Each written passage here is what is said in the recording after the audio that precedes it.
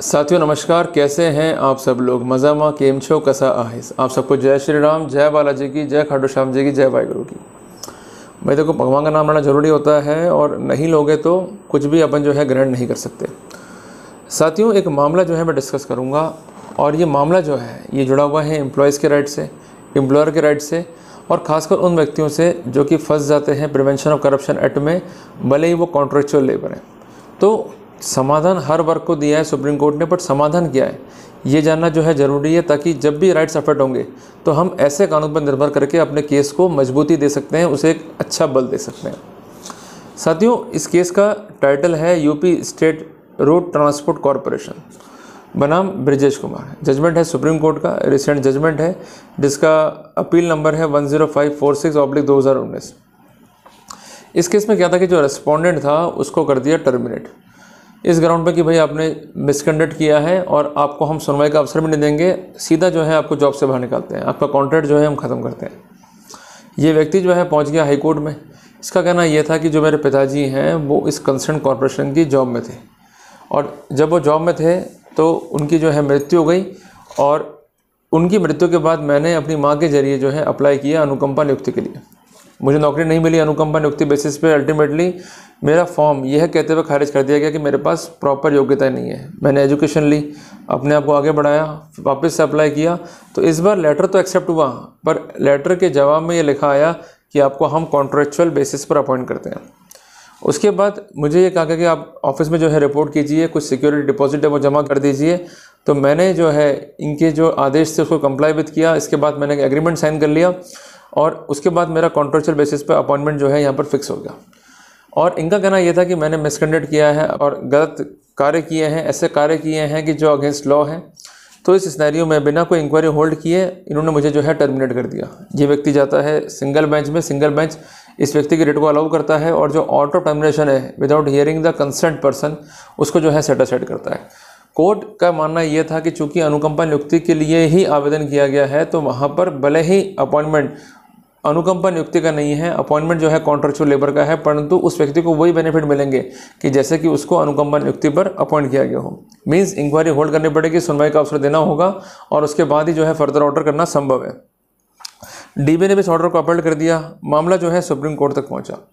Supreme court में corporation का कहना यह था कि हाईकोर्ट की सिंगल बेंच और डिविजनल बेंच ने एरर किया है, क्योंकि ऐसा कोई भी केस जो है अनुकंपा नियुक्ति का रिकॉर्ड पे था ही नहीं, जबकि जो अपॉइंटमेंट है वो कॉन्ट्रेक्चुअल बेसिस पे है। तो अनुकंपा नियुक्ति के बेनिफिट्स जो कि मिलते हैं एम्प्लॉय को और जिसके कॉन्सिक्वेंटल में हम ये मान लेते हैं कि he is a regular employee, वो बेनिफिट्स नहीं मिल सकते हैं और ये बेनिफिट्स देने के लिए गलत रूप से आदेशित किया गया है। इनका कहना यह है कि यहाँ पर जिस व्यक्ति ने अप्लाई किया था ये बात में कोई संदेह नहीं है कि वो कंसर्न मृतक का एक पुत्र है। कंसर्न मृतक जो है सर्विसेज में था कॉर्पोरेशन की, उसकी मृत्यु हुई सर्विस काल के दौरान, ये भी फैक्ट अनकॉन्ट्रोवर्टेड है।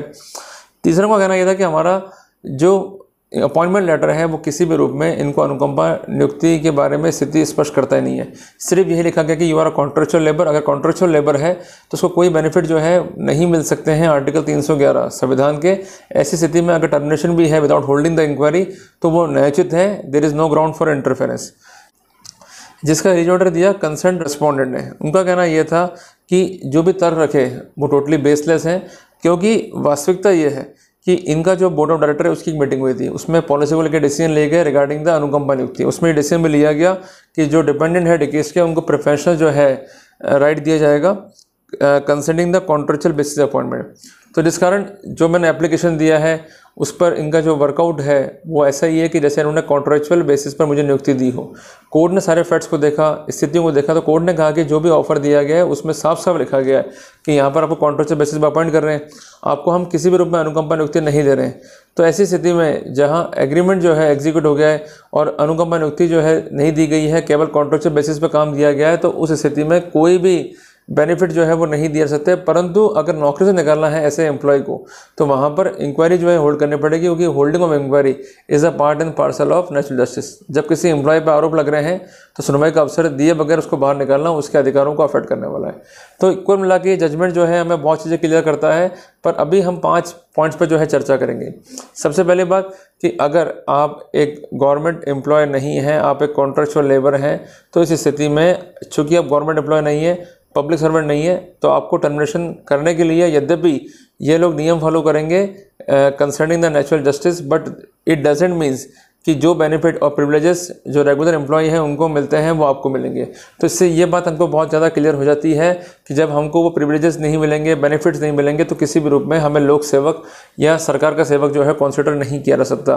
कई बार देखा है मैंने ऐसा है कि कॉन्ट्रेक्चुअल लेबर पे जो है केस बना देते हैं एंटी करप्शन वाले कि आप जिम्मेदार हो और आप संस्थान के ब्याह पे जो है पैसे ले रहे हो, that's why you are a public servant. But things are very much clear कि even though you are a contractual labour, but it doesn't means that you are a government employ और a public servant, and that's why you could be with the preview of prevention of corruption act. तो इस बात का जो है विशेष ध्यान रखिएगा। दूसरी बात है कि यद्यपि आपके विरुद्ध सैंक्शन नहीं चाहिए, यद्यपि टर्मिनेट आपको कर सकते हैं, पर टर्मिनेशन से पहले आपको सुनवाई का मौका देना होगा और जो भी आपके खिलाफ नोटिस है उस पर आपको पक्ष रखने का पूरा अधिकार है। अगर वो सीक्वेंस जो है फॉलो नहीं हुआ है, in that scenario entire outcome order is totally illegal, perverse and liable to be set aside.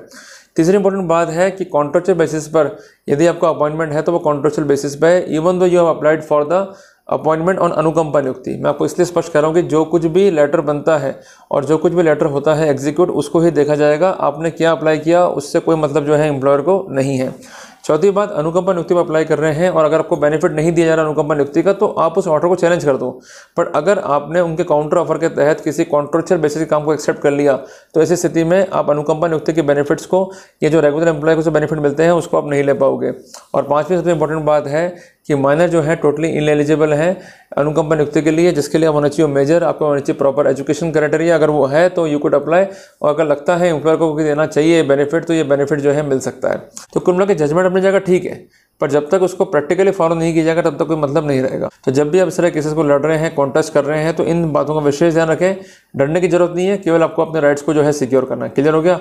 तो जल्दी मिलते हैं एक नए टॉपिक के साथ। टिल देन जय हिंद, जय भारत।